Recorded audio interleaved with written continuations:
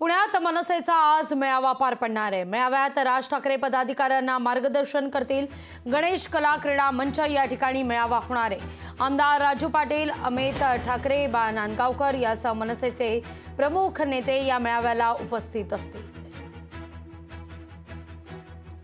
याविषयी अधिक माहिती घेण्याकरता थेट जाऊया पुण्याला। आपले प्रतिनिधी अमोल धर्माधिकारी यांच्याकडे। अमोल, किती वाजता या मेळाव्याला सुरुवात होणार आहे?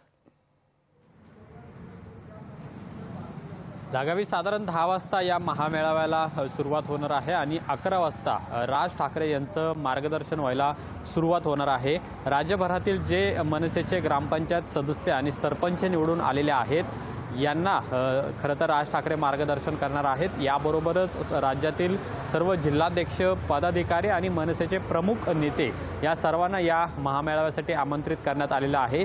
या मेळाव्यामध्ये नेमकं आता राज ठाकरे काय मार्गदर्शन करणार हे पाहणं महत्त्वाचं आहे, कारण की आगामी लोकसभा, विधानसभेच्या निवडणुका आहेत आणि ग्रामीण भागातही मनसेला चांगलं यश मिळालेलं आहे असा मनसेचा दावा आहे आणि त्यामुळेच या ग्रामपंचायत सदस्य आणि सरपंचांना राज ठाकरे नेमकं काय मार्गदर्शन करतात हे पाहणं महत्त्वाचं आहे। या मेळाव्याला अमित ठाकरे हे स्वतः उपस्थित राहणार आहेत। त्याचबरोबर मनसेच्या पहिल्या फळीतले सर्व नेते या बैठकीला, या मेळाव्याला उपस्थित असतील। राज्यभरातील जवळपास 3000हून अधिक ग्रामपंचायत सदस्य आणि सरपंच या बैठकीला, या महामेळाव्याला येतील असा दावा मनसेकडून करण्यात येतोय। पुण्यातील गणेश कला क्रीडा मंच येथे या हॉलमध्ये हा सगळा कार्यक्रम होणार आहे आणि त्याची तयारी देखील आता पूर्ण झालेली आहे। साधारण 11 वाजता राज ठाकरे हे बोलण्यासाठी उभे राहतील।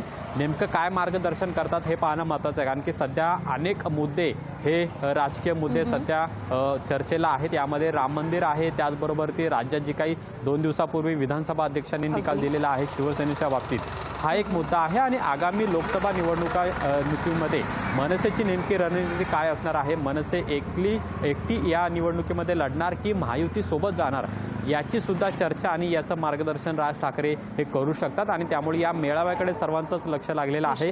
राज्यभरातून अनेक मनसेचे प्रमुख पदाधिकारी आणि ग्रामपंचायत सदस्य, सरपंच हे सुद्धा आता पुण्यामध्ये आलेले आहेत। निश्चित अमोल, धन्यवाद तुम्ही दिलेल्या एकूणच सविस्तर माहिती करता। लोकशाही मराठी ऐका, पहा, जागरूक रहा।